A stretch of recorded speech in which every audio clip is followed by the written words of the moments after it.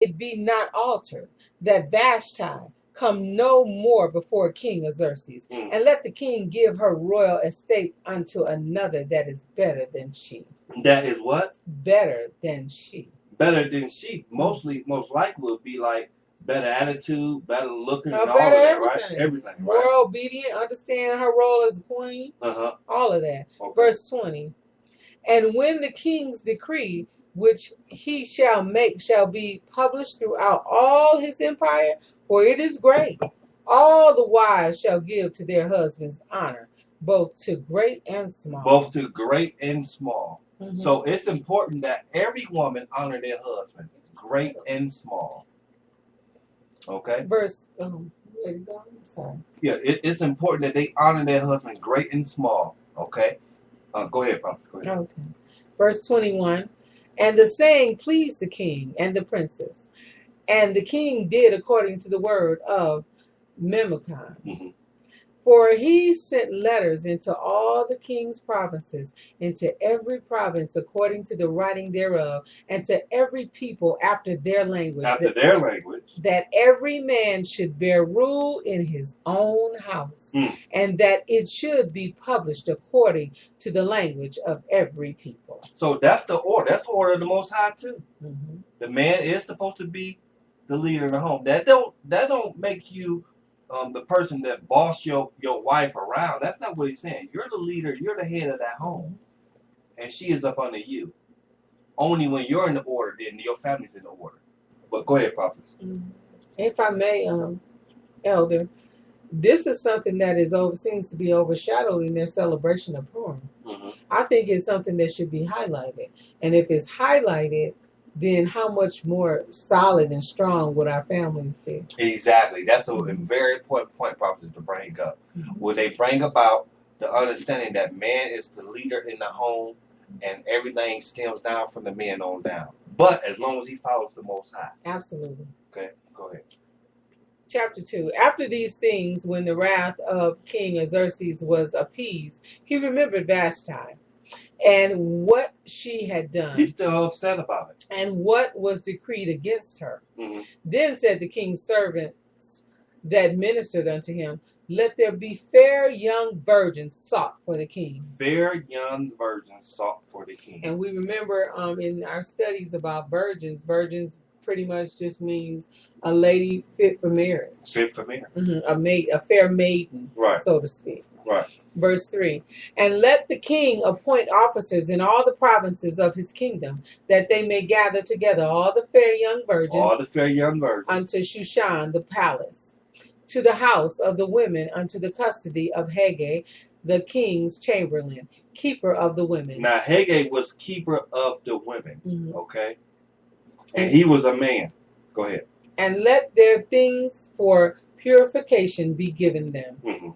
And let the maiden which pleases the king be queen. Instead of Vashti. Whoa.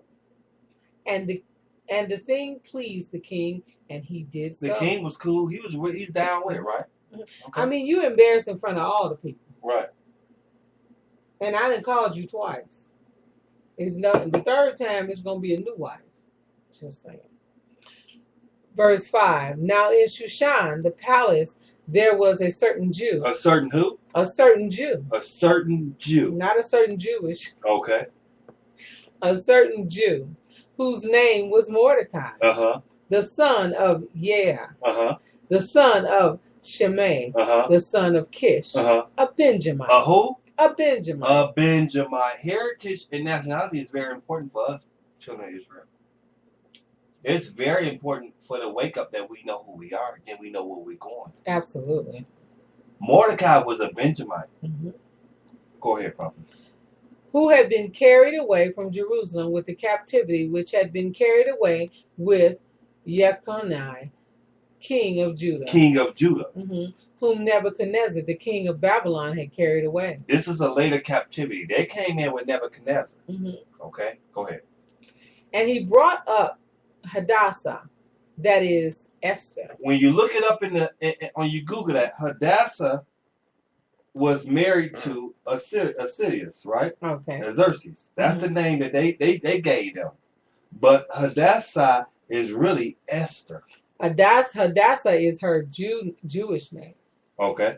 And Esther was a name that was more, well, I guess maybe more presentable for them as being Medes and Persians. In slavery and captivity, we are always given what? Slave names. So we're given names that are more suitable for the language of the people who have captive. Right, and the culture around us. Captive. Right, exactly. Go ahead, Papa. All right. And he brought up Hadassah, that is Esther, his uncle's daughter. His uncle's daughter. For she had neither father nor mother. They passed away. And the maid was fair and beautiful, whom Mordecai, when her father and mother were dead, took for his own daughter. So Benjamite is a dark-skinned person. Okay? All right? He raised Esther as his daughter. What is the... She was fair and beautiful. Okay? Fair meaning pretty.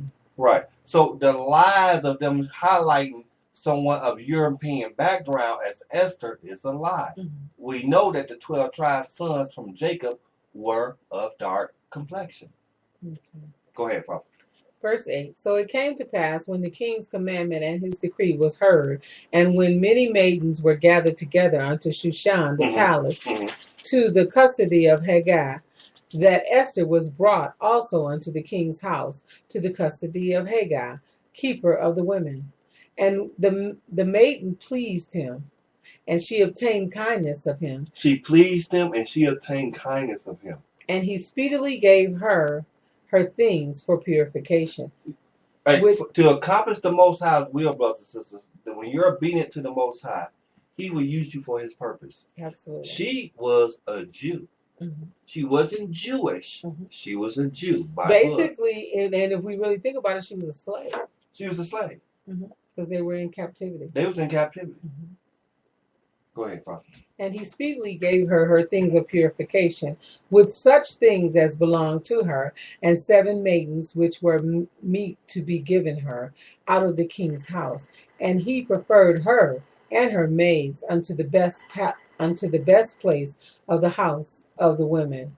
Esther had not showed her people nor her kindred, for Mordecai had charged her that she should not show it. And Mordecai walked every day before the court of the women's house to know how Esther did and what should become of her. Now when every maid's turn was come to go in to King Xerxes, after she had been 12 months according to the manner of women, for so were the days of their purifications accomplished. So this was the normal routine. It took the women a whole year to get ready for this, right? For the king. For the king.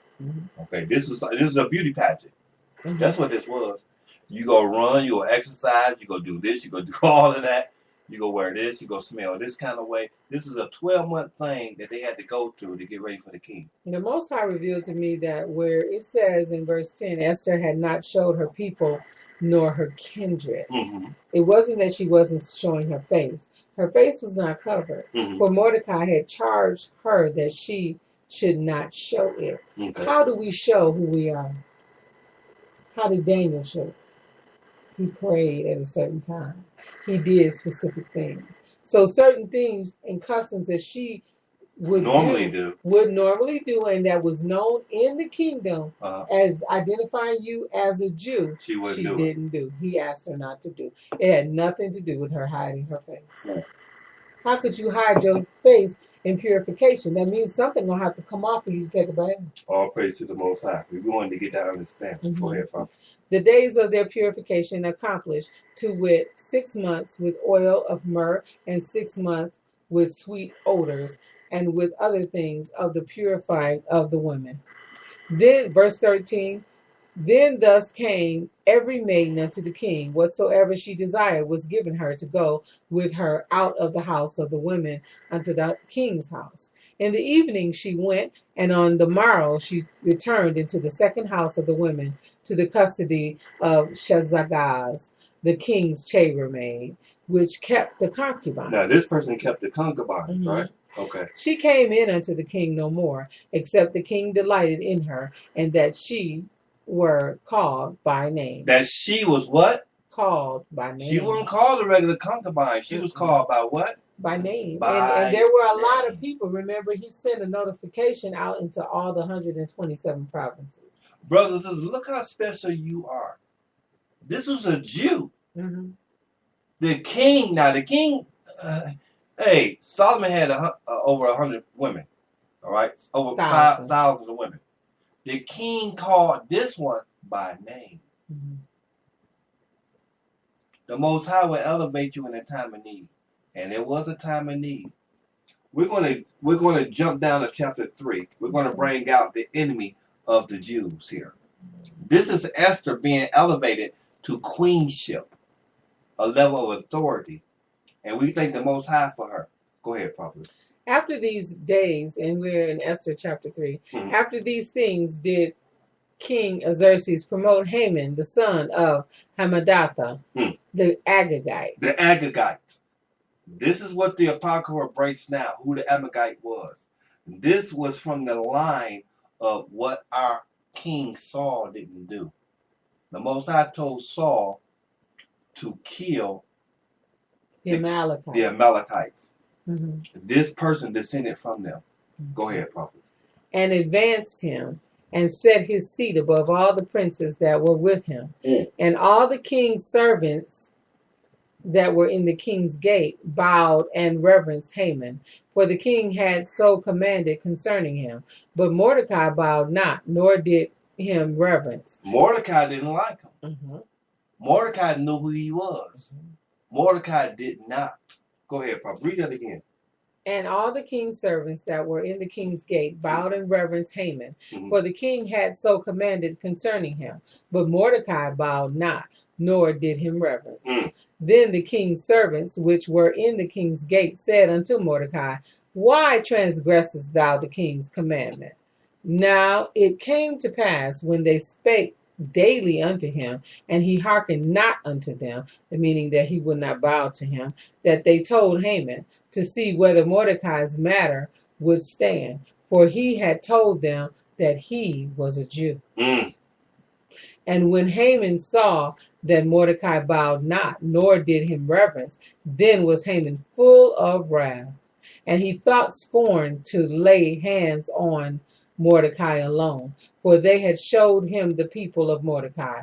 Wherefore Haman sought to destroy all the Jews that were throughout the whole kingdom of Xerxes. Now this Haman, he got an attitude against Mordecai, right? Because he won't bow to him. Because he won't bow down to him. Mordecai know of him, okay? This guy seen Mordecai's people. And guess what? They're really not Mordecai's people. They related to him. Those are the Most High's people. They are Jews. Absolutely. They're in captivity. But what does Haman want to do? He wants to kill him. He's full of wrath. And he thought scorn to lay hands on Mordecai, according to verse 6 alone. For they had showed him the people of Mordecai. Wherefore Haman sought to destroy all the Jews that were throughout the whole kingdom of Xerxes, even the people of Mordecai.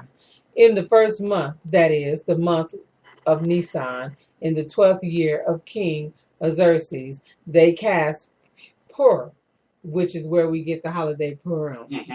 That is the lot. So Purim means lots. So they cast lots before Haman from day to day and from month to month, to the 12th month, that is, the month of Adar. And Haman said unto King Xerxes, There is a certain people scattered abroad and dispersed among the people in all your kingdom. There's a certain people here.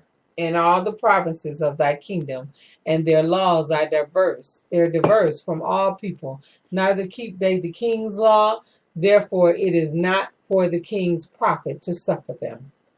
If it please the king, let it be written that they may be destroyed.